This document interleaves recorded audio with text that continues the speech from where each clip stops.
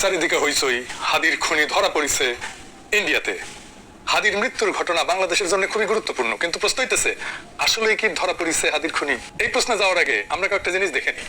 হাদি আসলে কাদের শত্রু ছিল? কারা হাদি মারছে? হাদি ছিল ভারতীয় আধিপত্যবাদের বিরুদ্ধে বাংলাদেশে এক অনন্য আইকনিক ফিগার। তরুণদের মধ্যে হাদিকে যেভাবে খুন করা হয়েছে, যে পেশাদারি কায়দায় খুন করা হয়েছে, যেভাবে পলায় গেছে খুনি, সেটা কোনো পেশাদার গ্রুপের সাহায্য ছাড়া একদমই করা যাবে না। বাংলাদেশের ব্যাপক অংশের মানুষের মধ্যে ধারণা বাংলাদেশের সামরিক গোয়েন্দা সংস্থা এই খুনের সাথে যুক্ত। এটাও সত্য যে গোয়েন্দা সংস্থাগুলো এই ধরনের কাজ আগেও করছে। এরা ধোয়া তুলসী পাতা, এরা অপরাধী দুর্বৃত্ত সংগঠন এবং এই ধরনের অপরাধমূলক কাজ করতে তারা সিদ্ধহস্ত। এদের পর পর 5 জন প্রধান আজকে খুনের দায়ে পলাতক। ওসমান হাদির খুনি পলা ইন্ডিয়া চলে গেছে, এটা প্রমাণ করার জন্য ওয়াগারের প্রতিপালক মরে হয়ে গেছিল।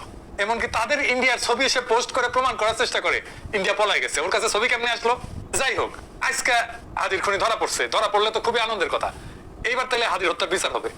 এটা যদি জাতীয়ভাবে এত গুরুত্বপূর্ণ একটা হত্যাকাণ্ড হয়, তাহলে এই গ্রেপ্তারের বিষয়টা কেমনে ডিল করা উচিত ছিল সরকারের, আর কেমন করে ডিল করা হয়েছে, এটা একটু আমরা খোঁজ করে দেখি। অবাক হয়ে যাবেন পুরো বিষয়টা জানলে।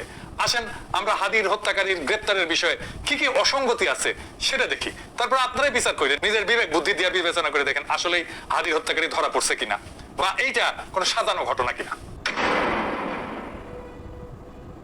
আইএসপিআর বাংলাদেশের পত্রিকাগুলোতে হোয়াটসঅ্যাপে টেক্সট মেসেজ পাঠায় বিবৃতি যে এই গ্রেপ্তার ডিজিএফ এর গোয়েন্দা তথ্যের ভিত্তিতে করা হয়েছে। মানে ইন্ডিয়ার মধ্যে এমন গোয়েন্দা তথ্য ডিজিএফ এর কাছে আছে যেটা ভারত সরকারের কাছে নাই। মাইছে বাবা, মাখায় ফেলাইছে। এতে এই ডিজিএফ এর তো ডেপুটেশনের রয়ে নিয়ে যাওয়া উচিত। হুদাই হুদাই রডে পালে কেন ইন্ডিয়া? তা আইএসপিআর কে উদ্ধৃত করে প্রথম আলো নিউজ করে দেখেন, পরে এটা আবার এডিট করে আইএসপিআর এর কথা মুছে দেয়। এটাও দেখেন, পাশাপাশি দেখেন এডিটর সাহেব, দেখেছেন কেন মুছে দেয়? আর কেনই বা আইএসপিআর এত আগ বাড়ায় কথা বলে? এটা তো একটা সিভিল ইস্যু, মিলিটারি ইস্যু তো না। কথা বলবে স্বরাষ্ট্র মন্ত্রণালয়, বিবৃতি দেবে পুলিশ, আর্মি না। আর্মি তো তারা ধরে নাই হাদির খুনিরে। প্রথম আলোর এডিট করার আগের আর পরের দুইটা নিউজই দেখেন আপনি, এটার কি ব্যাখ্যা? ঢাকা টাইমসে একই কথা বলা হয়েছে যে ডিজিএফ এর তথ্যের ভিত্তিতে এই গ্রেপ্তার হয়েছে। চ্যানেল 24 বলতেছে ডিজিএফ এর ডিজি ইন্ডিয়া গিয়ে চাপ দিছে তাই ধরিছে। দেখেন ওরে আমার চাপ রে, তো চাপ দিলে যদি ইন্ডিয়া ধরে ফেরত পাঠায় দেয় তো চাপ আগে দেওয়া হইলো না কেন? এই চাপ দেওয়ার জন্য কি ডিজিএফ এর চিফ ইন্ডিয়া গেছিল? আমাকে ভালচুন পাইছে, রাষ্ট্র কি এভাবে চলে? আমাকে ধুর পাইছেন। ডিজিএফ এর কাছে যদি সত্যি গোয়েন্দা তথ্য থাকে তাহলে সেটা বাংলাদেশ পুলিশকে দেবে আগে, তাই তো? এটা তো নিয়ম, এটা তো আইন, এটা তো রীতি। পুলিশ তার চ্যানেলে ইন্ডিয়ার পুলিশকে পাঠাবে। এটা তো জেমস বন্ডের সিনেমা না যে গোয়েন্দা প্রধান যায় আরেকটা দেশে যায় চাপ দেবে আর ওইখানে কাম হয়ে যাবে। আচ্ছা ধরলাম আইএসপিআর এর দাবি অনুযায়ী ডিজিএফ এর সুনির্দিষ্ট তথ্য অনুযায়ী কলকাতার পুলিশ ধরেছে বা পশ্চিমবঙ্গের পুলিশ ধরেছে।